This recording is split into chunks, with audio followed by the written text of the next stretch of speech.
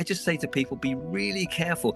Does it sound too good to be true? Does it sound too cheap to be right? Then if it is, be skeptical, be doubtful, and don't be tempted.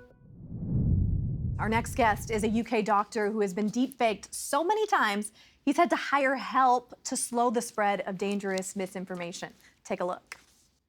All you need to do is use this product once a day, following the instructions, and you'll forget about excess weight, fatigue, and constant hunger. Now, will the real Dr. Hillary Jones give us a wave? Hello, it's me. It's you. So that's not you. That's not you peddling that product. Absolutely not. And this is a real problem now with pharmaceutical products being peddled and sold by scam emails, by social media, and it's exploiting vulnerable people, and it's very dangerous as well. What went through your mind, doctor, when you first saw your face deepfaked? Oh, it's horrifying. So I see my face, I see my reaction to what's going on. I hear my voice, which sounds a little like me. I know my voice very well. It's quite like me, but not quite. But other people believe it is me. And I see my lips moving, but they're not in synchronized to the sound.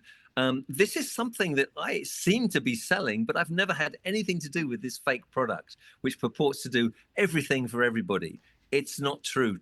Not only does it cost people money for products that may not have anything in them that is useful or may not even arrive on their doorstep at all, but it could be dangerous. I've known, for example, skinny jabs, weight loss injections being peddled, which are containing insulin. So it's potentially lethal. The problem is, if I tell the social media platforms what's going on, they've never verified this advert in the first place, and they won't take it down, even if you tell them that this is dangerous. So that's a real worry for me. What is that like as a doctor that wants to protect your credibility, you want to protect your patients? Like, what is that like when you're dealing frontline with these social media companies and they're saying no? It's really annoying. I have a reputation that's been built up over many years, and people trust me. So when that trust they see is being abused, clearly, there's an effect for me, which is very detrimental. So I tell the social media platforms they do nothing about it. It's all about profit for them. So they don't verify the veracity of the products in the first place. And we need to inform people how to spot these fake products. It's really important. These are pharmaceutical medications which could be very damaging to people who buy them. So there are lots of things you can look for and say, this isn't real. I'm not going to buy that. Okay, so tell me some of them. I mean, our viewers want to know. Sure. Well, the first thing to do is visually, does it look like my lips are actually moving to the words I'm speaking? It might sound like me, except that it's very monotonous. I don't speak like that. If you don't know me that well, you wouldn't know that. But you can see my lips aren't really synchronized to the words I'm saying. I've never, ever said those words that you've just seen on that Instagram post, for example. Doctor, have any of your patients believed these fake videos?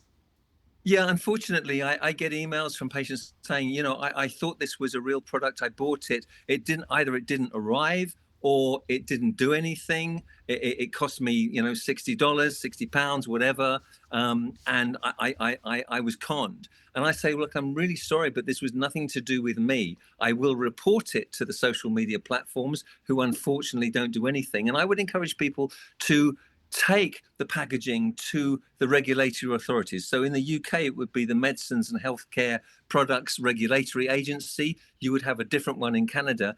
But take these products to the regulatory authorities and report it. Otherwise, it will just continue. How do you feel, doctor, when you know your patients, the people that trust you, have been conned? I feel really angry, increasingly angry, because this is so common now. The social media platforms, scam emails, they're selling this stuff. If it's pharmaceutical, it should have a prescription from a healthcare professional. It should be coming from a licensed pharmacy, and none of this is. People don't realize that the pharmaceutical industry is so heavily regulated that makes it safe. If these things aren't safe, don't even be tempted. Don't look at a scam email purporting to have a miracle cure. Don't listen to somebody like me saying, it's 100% safe, it has no side effects, because that just isn't true for anything.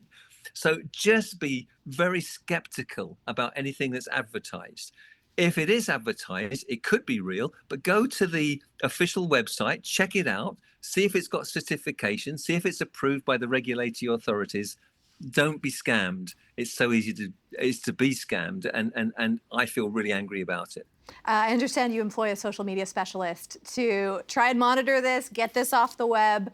Is that effective? Yeah, it is. I mean, I'm not. I'm a bit of a technophobe. I don't understand the modern way of things. So I employ, a young lady who's really, really good and really hot on this stuff, so she can filter it all out. But however, she's only reacting what's already happened. The patients, my patients, the people who know me have already been scammed by the time she gets involved. She can minimize it. She can report it with my help, but actually, it often is too late to do anything about it. So I just say to people, be really careful. Does it sound too good to be true? Does it sound too cheap to be right? Then if it is, be skeptical, be doubtful, and don't be tempted. We asked the major social media platforms about the criticism that they're not doing enough to combat this trend. A TikTok spokesperson said they do not allow misleading content about matters of public importance or videos that are harmful to individuals. TikTok requires creators to label all realistic-looking, AI-generated or significantly edited content. According to YouTube, they do not allow content that poses a serious risk of egregious harm by spreading medical misinformation. Now, both platforms say they will take down content that violates these policies. Meta, which owns Facebook, Instagram, and Threads, did not respond.